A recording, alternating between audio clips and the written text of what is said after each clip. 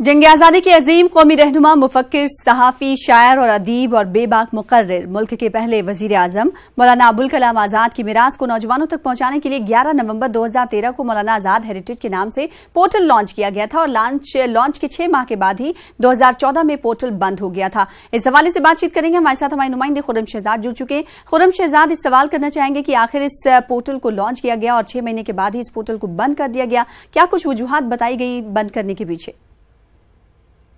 देखिए, सही बात यह है कि एक तरह से उदासीनता कहते हैं, उसकी वजह से ये सब हुआ है।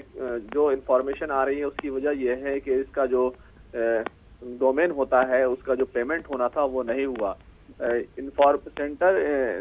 नेशनल इंफॉर्मेशन सेंटर के थ्रू ये लॉन्च किया गया था और खास तौर से इसमें जो सबसे बड़ी बात थी कि वजीर आजम के जो मुशीर थे सैम पिट्रोडा, उनका बड़ा रोल था। इस पोर्टल के जरिए मौलाना आज़ाद की जो है तस्वीर हैं या उनका जो पैगाम है, उनकी जो किताबें हैं, जो उनके रियर जो है कहना चाहिए बहुत ही अहम फोटोग्राफ्स हैं, उनको पेश किया जाना था। और कहा यह जा रहा था क्योंकि मौलाना आज़ाद ने हिंदुस्तान को मुत्तहिद रखने में और हिंदू मुस्लिम भाईचारा बढ़ाने में बड़ा रोल अदा किया है। वो मुल्क के पहले वजीर तालीम है। बहुत सारी जो मुल्क में यूनिवर्सिटियां हैं, अकेडमियां हैं, वो सब मौलाना आज़ाद की बदौलत हैं। तो इस वजह से ये पोर्टल जो है मौलाना आज़ाद को लेकर के काम करेगा। वज़ीर आज़म के तहत एक इनोवेटिव काउंसिल हुआ करती थी, उसका ये कदम था, लेकिन उसके बाद से तकरीबन 4 साल हो गए, लेकिन अभी तक इसकी तरफ किसी का कोई तवज्जो नहीं है, कोई ध्यान नहीं है और ये पोर्टल पूरी तरह से बंद पड़ा हुआ है। मौलाना आज़ाद को देखते हैं हम लगातार जो है, हालांकि जो अक़लियती वजारत है वो लगातार मौलाना आज़ाद के नाम पर कुछ न कुछ करती रहती है।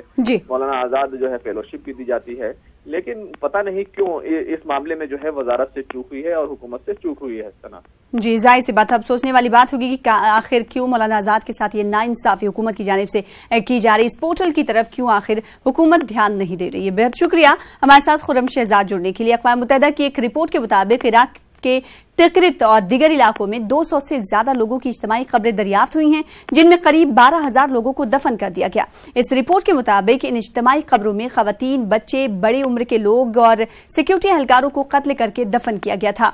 मामले की तहकीकात जारी है। इराक के ये वो इलाके हैं जहां दाइश के दहशतगर्दों का कब्जा था। यूएन की रिपोर्ट के मुताबिक 2014 के बाद से अब तक 33,000 लोग मारे गए और 55,000 के करीब लोग जख्मी हुए।